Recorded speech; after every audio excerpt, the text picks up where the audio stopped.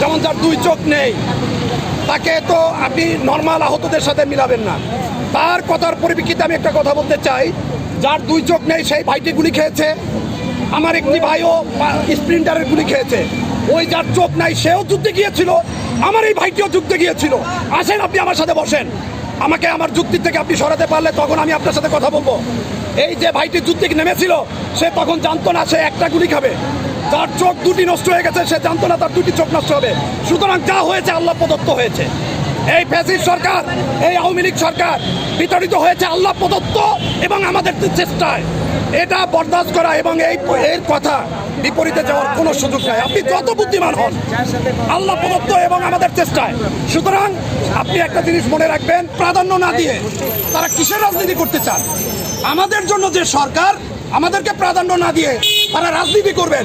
এবং এই যে ব্যক্তিগুলো, সেই ব্যক্তিগুলোর সাথে প্রতিবার প্রতারণা হচ্ছে।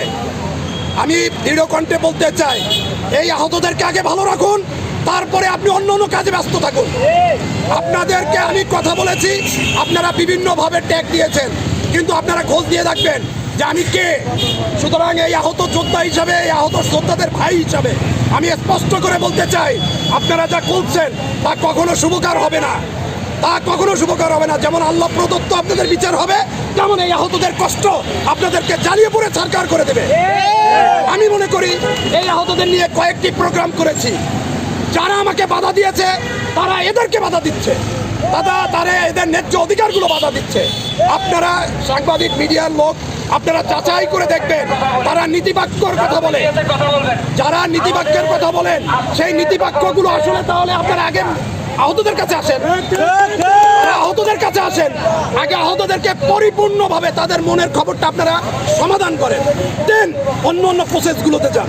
আপনারা আহতদেরকে এক সাইড করে ডিভাইড করে আপনারা রাজনীতি করতেছেন, এদের বরাদ্দের টাকাগুলো নিয়ে আপনারা সফর করে বেড়াচ্ছেন। আপনারা কি মনে করছেন আমরা বোকা? ইম্পসিবল, এটা ভাবার কোনো অবকাশ নেই।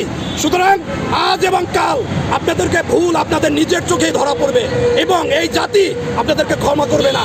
আপনারা দেখছেন বারবার আমাদেরকে রাস্তায় বসতে হচ্ছে, বারবার আমাদেরকে রাস্তায় আসতে হচ্ছে। সুতরাং যারা দাবি করেন, আমাদের প্রতিনিধি যারা দাবি করেন, তারা কি প্রকৃত আহতদের সাথে আছেন? আপনারা প্রত্যেকটি লোকের পায়ের কাছে যান, হাতের কাছে যান, দেখেন আমি তো এখানে আছি, আমি তো এখানে এদের সাথে আছি। সুতরাং স্পষ্টভাবে ভাষায় কথা বলবেন। আপনি নিজেকে খুব সস্তা মনে করবেন, পবিত্র মনে করবেন, আপনি আহত যোদ্ধাদের সাথে থাকবেন না, এটা হতে পারে না, এটা মেনে নেব না। সুতরাং দ্রুত গতিতে এই আহতদেরকে ন্যায্য অধিকার ফিরিয়ে দিবেন এবং যারা তাদেরকে নিয়ে কাজ করছেন, আমি কাজ করছি না এটা ইম্পর্টেন্ট না, আপনারা যারা কাজ করছেন তারা প্রকৃত অর্থে আহতদের পাশে আসবেন, এটা আশা করি। নতুবা আপনাদের জন্য কঠিন বার্তা পরবর্তীতে আসবে ইনশাআল্লাহ। এখানে প্রকৃত যোদ্ধারা আসছে, এখানে কোনো বিশৃঙ্খলা করার চেষ্টা করবেন না। যার লোক হাত বসে যান, আমরা সকাল থেকে শান্তিপূর্ণভাবে আন্দোলন কর্মসূচি চালিয়ে যাচ্ছি। যে আহত ভাই থেকে আসছেন বসে যান, আজ বসতে না পারেন এখান থেকে চলে যান। আপনার মতো আহত ভাই এখানে দরকার নেই। আমরা এখানে কর্মসূচি ঘোষণা করছি, দাবি আদায় করে যান। আপনাদের মতো দর্শন করতে আসলেই থাকে কথা কি সবাই বসে। এই ভাই সবাই বসবো, আমাদের আহত ভাইরা আসছি, তারা দেখো না।